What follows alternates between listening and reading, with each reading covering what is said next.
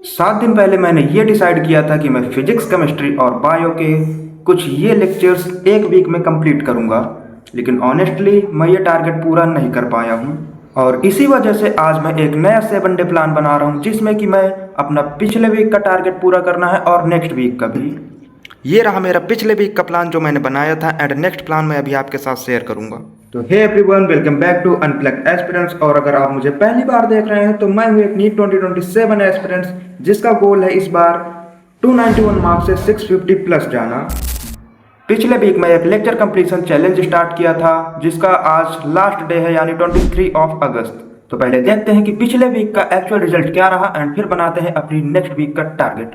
तो ये रहा मेरा पिछले वीक का टारगेट जो कि मैंने बनाया था, जिसमें कि मैंने फिजिक्स, केमिस्ट्री, बायो अलग अलग सब्जेक्ट्स को डिवाइड कर दिया था कि कौन से चैप्टर्स कब कंप्लीट करना है।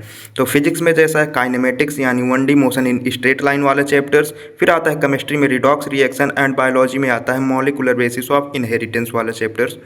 इन तीनों को मैंने डिवाइड किया था कि मतलब इस वीक मुझे पूरा कंप्लीट करना है, जिसके कि कुछ टोटल 12 लेक्चर इसके हो गए, 12 एंड 2 लेक्चर्स इसके मतलब पिछले वाले चैप्टर्स के बचे हुए थे, एंड 5 लेक्चर्स इसके, 3 लेक्चर पिछले चैप्टर्स के, 17 लेक्चर इसके।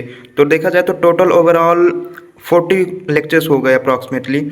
एंड इन सब में से मैं जो है कंप्लीट कर पाया हूँ सिर्फ ये 2 लेक्चर्स, एंड ये 3 लेक्चर्स, एंड इसका 1 लेक्चर्स। एंड अब बात आती है कि ये लेक्चर्स मैं क्यों नहीं कंप्लीट कर पाया, मतलब ऐसी प्रॉब्लम क्या आ गई थी। इसका एक ही आंसर है कि मेरी तबीयत ठीक नहीं थी इस वीक में, एंड इस वीक में मेरी तबीयत ठीक ना होने की वजह से कंसिस्टेंसी बार बार टूट जा रही थी। इस कारण से ये लेक्चर्स मैं कंप्लीट नहीं कर पाया।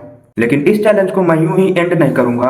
पिछले वीक से मुझे कुछ अपनी प्रॉब्लम्स पता चल गई हैं कि मतलब क्या गलती कहाँ हो रही थी, एंड इसलिए मैं अब अगले वीक का टारगेट बना रहा हूँ।